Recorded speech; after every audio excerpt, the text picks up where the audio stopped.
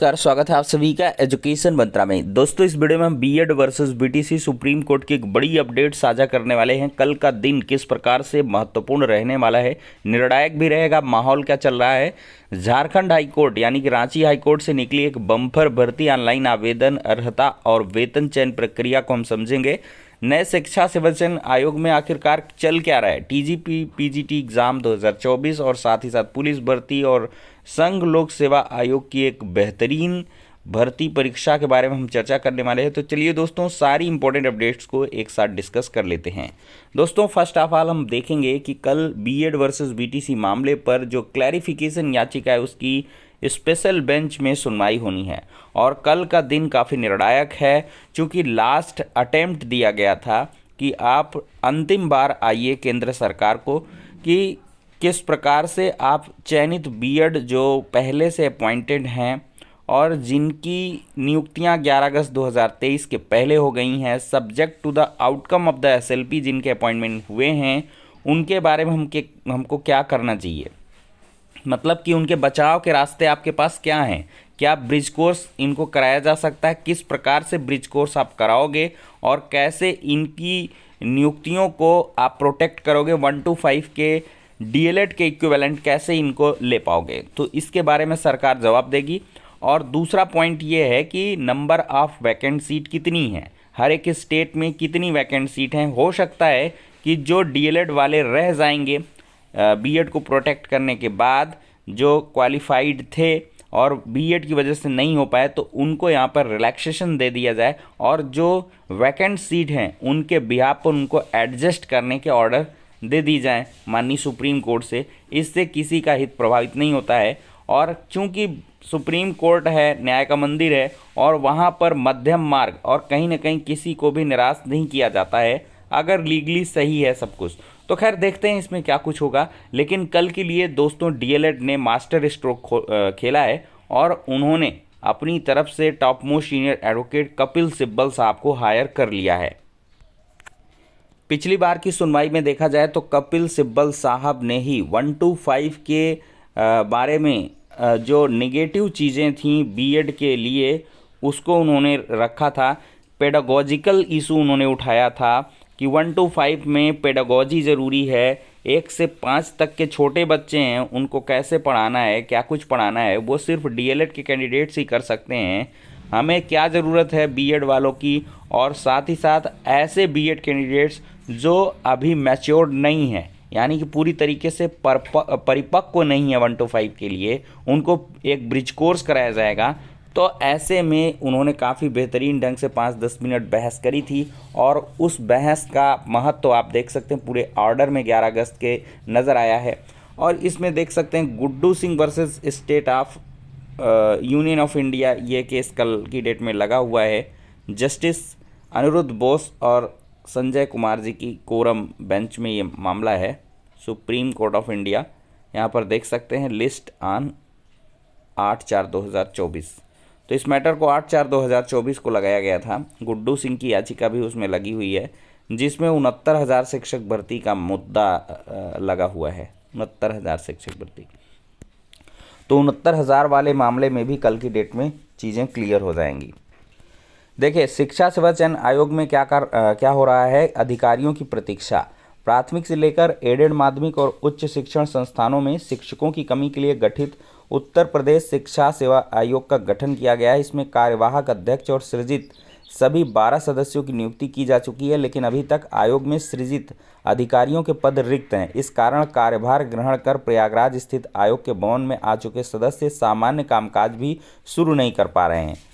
तो सामान्य कामकाज शुरू नहीं कर पा रहे हैं तो एग्ज़ाम का कैलेंडर कैसे आएगा, एग्ज़ाम कैसे होगा, कुछ नहीं हो पाएगा।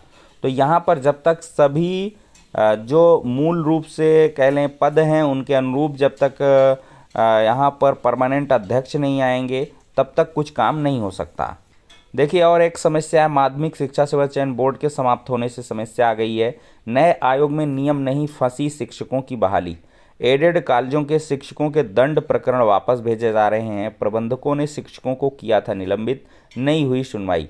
तो 100 से अधिक मामलों में सालों बाद निर्णय नहीं है, तो ये भी एक मामला फंसा हुआ है। दोस्तों टीजीटी पीजीटी एग्जाम 2024 पर चर्चा करते हैं। परीक्षा पर लागू नहीं आचार संहिता, फिर भी तिथि अटकी। तो लोक सेवा आयोग का नाम आ रहा बार बार। लोकसभा चुनाव की आचार संहिता लागू होने के बाद शिक्षक भर्ती संस्थान भले ही नए विज्ञापन जारी न कर सकें, लेकिन पूर्व में जारी विज्ञापनों के तहत परीक्षा कराई जा सकती है। इसके बावजूद शिक्षा आयोग टीजीटी पीजीटी पर निर्णय नहीं ले पा रहा है। 13 लाख से अधिक अभ्यर्थियों को परीक्षा तिथि घोषित होने का इंतजार है। नए आयोग में सभी 12 सदस्यों की नियुक्ति हो चुकी है। कार्यकारी अध्यक्ष की तैनाती भी की जा चुकी है। आयोग की पहली बैठक भी हो चुकी है। अभ्यर्थियों की उम्मीद थी कि आयोग की पहली बैठक में परीक्षा तिथि पर कोई निर्णय होगा, लेकिन बैठक में कोई तिथि पर निर्णय नहीं हुआ है। तो दोस्तों ये परीक्षार्थियों के लिए काफ़ी बुरी खबर कही जा सकती है। और इस भर्ती में 13 लाख से अधिक अभ्यर्थियों ने फॉर्म भर रखा है। 1.5 साल से अधिक का इंतज़ार हो चुका है। आयोग गठन का पहले मामला चल रहा था, लेकिन जब आयोग गठित हो गया, सब कुछ हो गया, तब भी इनकी परीक्षा नहीं हो रही है। तो ऐसे में अभ्यर्थियों को पुरानी भर्ती की परीक्षा तिथि घोषित होने और नई भर्ती के विज्ञापन जारी होने का इंतज़ार करना होगा। आरओ दोस्तों परीक्षा पर चर्चा करते हैं। मास्टरमाइंड राजीव नयन ने 25 लाख रुपए में बेचा था पेपर।